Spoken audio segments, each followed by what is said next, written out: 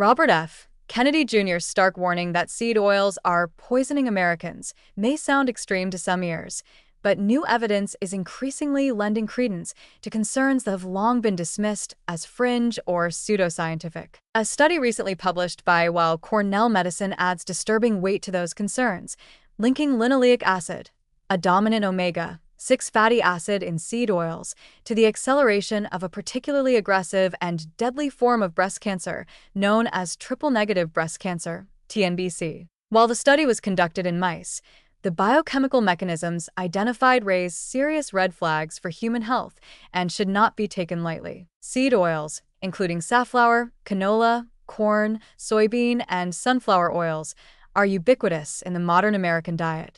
They are not just found in salad dressings or cooking sprays. They are the structural fat of the processed food empire. From chips and frozen meals to sauces and even so-called health snacks, these oils are cheap, shelf-stable, and used in staggering volumes.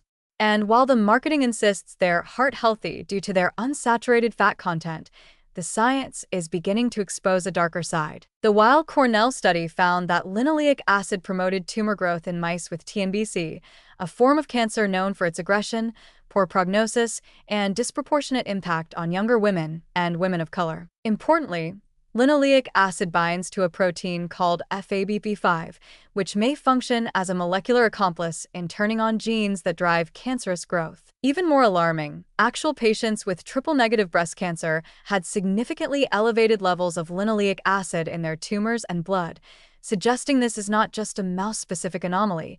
It may already be happening in our bodies. This isn't just about cancer.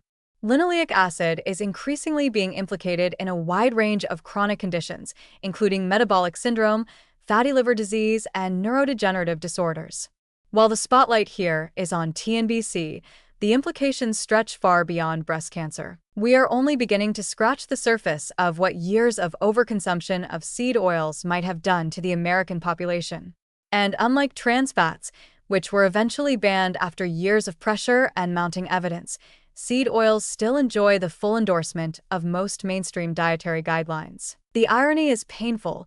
In the name of reducing saturated fat and cholesterol, we replace traditional fats like butter, lard, and tallow, used by our ancestors for centuries, with industrial oils created through chemical extraction and deodorization processes.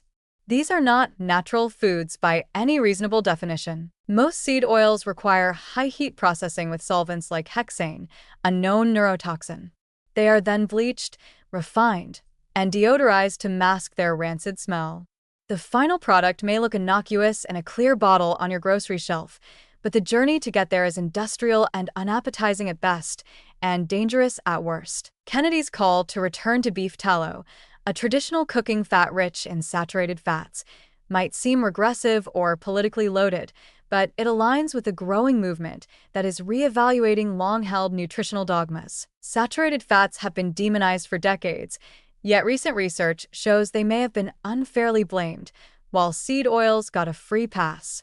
This misdirection has likely fueled the rise in obesity, autoimmune diseases, and other chronic conditions now plaguing the population. The shift away from ancestral diets, rich in whole foods and traditional fats, toward ultra-processed convenience foods dripping in linoleic acid may be a hidden engine behind America's health crisis. Let's be clear, the average American is not just consuming a little seed oil here and there. They're drowning in it.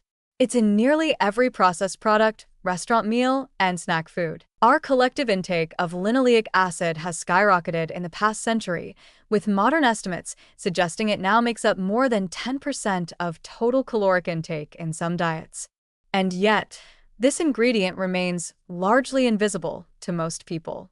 It's not counted, tracked, or warned against, despite its increasingly apparent dangers. Even the researchers involved in the new study emphasize the urgent need for dietary caution. While not advocating a total ban, they suggest reducing intake of these oils, especially in people at higher risk for cancer. But there's a broader implication here. If these oils are involved in the promotion of one of the most deadly forms of breast cancer, what else might they be fueling behind the scenes? We need to start questioning why public health authorities continue to defend these oils so vigorously.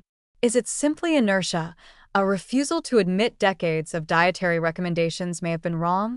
Or is it something more insidious, an unwillingness to disrupt the profits of the massive food industry built on these cheap oils? If nothing else, this study should serve as a massive wake-up call. The risks tied to seed oils are no longer speculative or hypothetical. They are biologically plausible, mechanistically supported, and increasingly backed by human data.